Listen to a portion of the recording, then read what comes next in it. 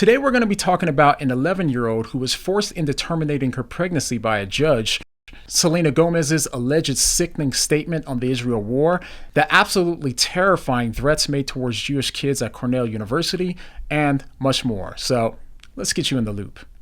So let's talk about this crazy story about how a judge is forcing an 11-year-old to get an abortion. According to this article, in newly released court documents from the United Kingdom, a 10-year-old girl allegedly became pregnant by a 14-year-old boy she met online. Although the girl, now 11, reportedly wanted to keep the baby, a judge determined it was in the best interest of the young mother to have an abortion. A London High Court judge said the pregnancy would be a detriment to the girl's health, but her family reportedly fears she may become pregnant again. According to The Sun, the girl was interviewed by a mental health professional, but the document said that the consultant feared the girl lacked competence and appeared very idealistic and unrealistic. Now, the girl's mother said that the pregnancy made her daughter feel special, and so her daughter wanted to keep the baby. But the courts were primarily concerned that the pregnancy would take too big of a toll on the girl mentally and physically. They considered that the risk would be at least as high and probably higher for a child as young as the girl is. The doctor's descriptions of these physical risks are clear and compelling.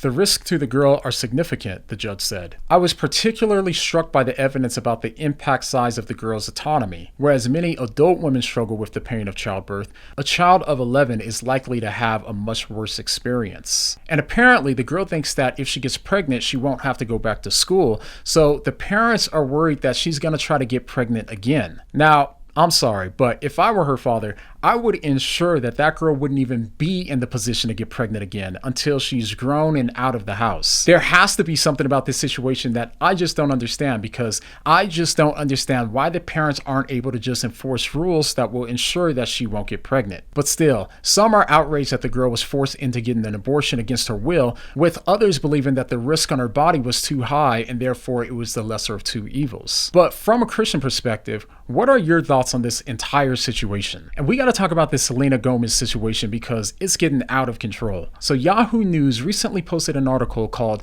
"Selena Gomez Under Attack by Fans for Sickening Statement on Israel-Hamas War." But this honestly is a charge that I just find to be bizarre. So after Selena's fans were upset that she didn't speak out on the Israel and Palestine war, she finally responded in an Instagram story by saying, "I've been taking a break from social media because my heart breaks to see all of the horror, hate, violence, and terror that's going on in the world. People are being tortured and killed, or any act of hate towards any one group is horrific. We need to protect all people, especially children, and stop the violence for good. I'm sorry if my words will never be enough for everyone or a hashtag. I just can't stand by innocent people getting hurt. That's what makes me sick. I wish I could change the world, but a post won't. Love, Selena." And that was it. But according to this article, Gomez is posting to sit well with their fans, spurring them to slam her in the comment section of a post about her skincare product. One fan said, "You celebrities don't realize how much your voices matter and can impact others, and it's sickening to hear you say stuff like, 'I can't stand watching what's happening.' Imagine living through it." Another follower commented harshly on how Gomez only wrote the post to put herself in the spotlight. The fan said, "She is always the victim. LOL. I could actually believe her words, but suddenly I remember how concerned she was about the Ukrainian war. Shame on you, Selena. Stay kind, silence, as always." A third fan commented, "I'm glad I never spent my money buying your products. Shame on you, Selena. You betrayed positivity and influenced so much kindness to the world, and now you come back with a post like this on your Instagrams?" Several other fans also mentioned that they were disappointed with the beauty mogul and promised to unfollow her. And keep in mind that Gomez has the most followed female account on Instagram with about 430 million subscribers. But after all of this happened, she said that she was going to delete her Instagram due to the backlash. Now, it could just be me, but it seems as if things have gotten drastically worse online in these past few months, especially after the war started. People are not only upset at whatever you say, but they're also upset if you say nothing, just like how they attacked DJ Khaled and Drake for not saying anything. So no matter what you say or what you don't say, you're going to tick off a huge portion of the population. And as time goes on, there's going to be more and more things that if you speak about them at all, you're going to infuriate half of the population. And this is why I personally think it's so important to only say the things that you believe are worth taking the heat for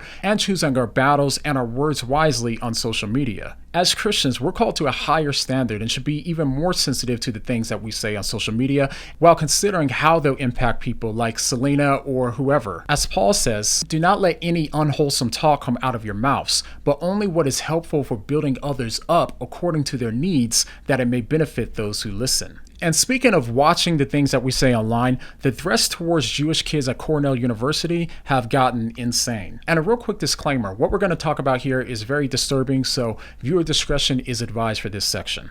So Jewish kids at Cornell University have been receiving threats from anonymous profiles on online forums saying things like, if you see a Jewish person on campus, follow them home and delete them.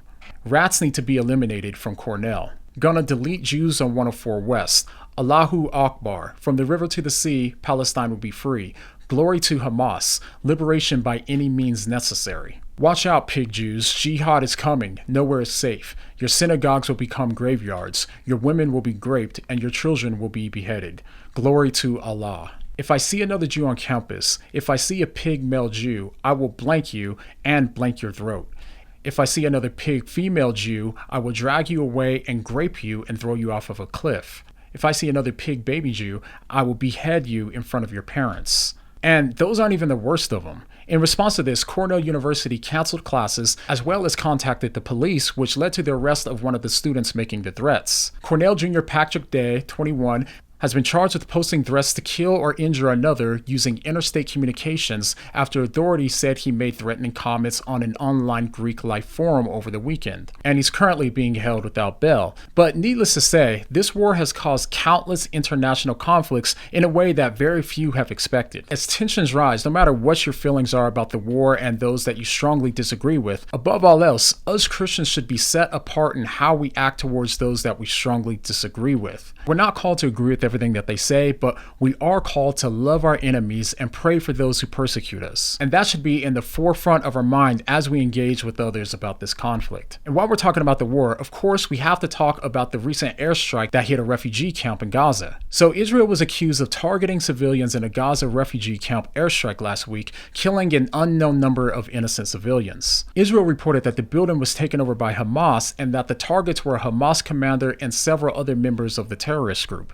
According to a statement by the IDF, the initial airstrike killed several Hamas members, including one of the Hamas commanders responsible for the October 7th attack on Israel, which left 1,400 people dead and hundreds taken hostage. While the exact numbers haven't been independently verified, the Israeli ministry's actions were met with condemnation, even from allies such as the United States calling for resistance. Now, even though the IDF was targeting Hamas leaders that were in the building, some think that the collateral damage was too severe, knowing that there were innocent civilians in the building as well. The IDF responded to some of this criticism by saying that the airstrike took place in northern Gaza in an area that locals were told to evacuate for over a week now, but others say that the civilians were still unable to leave for various reasons. So it seems that most people agree that Hamas needs to be destroyed, but where the controversy comes in is that people believe that there's a disproportionate amount of civilian casualties that keep getting caught in the crossfire. So even though people want to see Hamas destroyed, the question is, at what cost is it worth it? Now, personally speaking, I've been following the story very closely ever since it came out, and I don't claim to have all of the answers. But what I do know is that no matter where you stand, we should all pray for wisdom for Israel and also pray for the safety of the civilians as this war continues to unfold. And when it comes to possible motives, there's been new developments in the mass shooting that took place in Maine last week. Several possible motives have surfaced by family members of the shooter as to why they think that he targeted the bar and the bowling alley. His sister-in-law, Katie Card, said that his reason for targeting these places was because he was paranoid that people were talking about him at those locations. Kate and others in his family tried to reassure him that he was just being paranoid, but believed that Robert had paranoia and other mental health issues that led to this tragedy. Now, Robert's brother said that when he heard about the shootings at these two locations, he rushed home and prayed that it wasn't his brother, since he knew that his brother had been imagining paranoia and gossip at those locations. Another news outlet reports that the gossip that Robert was speaking about were involved in a conspiracy online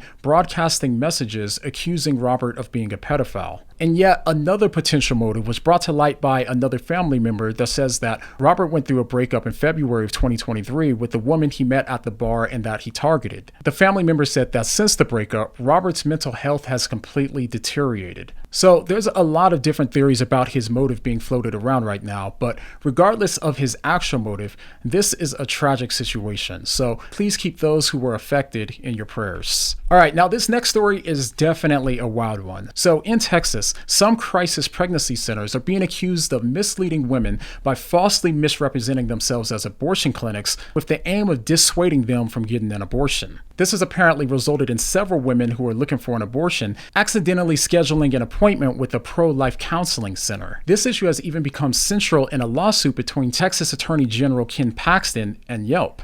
At the heart of the lawsuit, the Texas Attorney General is suing Yelp for violating the Texas Deceptive Trade Practices Consumer Protection Act. And in response to all of this, a pro-abortion group affiliated with the University of Georgia created a website to track the centers that they claim lure pregnant women in with free resources, including diapers, baby clothes, and tests for sexually transmitted infections. According to their website, they list these locations as fake women health centers in order to prevent women from being tricked into not receiving an abortion. Now, while these pro-life groups obviously want to present women with options and information before deciding to go through with an abortion, the question is it ethical to do so under these potentially false pretenses? Or put another way, does the end justify the means? For those of you watching, I'd like to know what you think is the ethical position to take from a Christian worldview. And thank you for staying in the loop this week. Hit that like button on your way out if you enjoyed this type of video, and I'll see you guys next time. All right? Peace.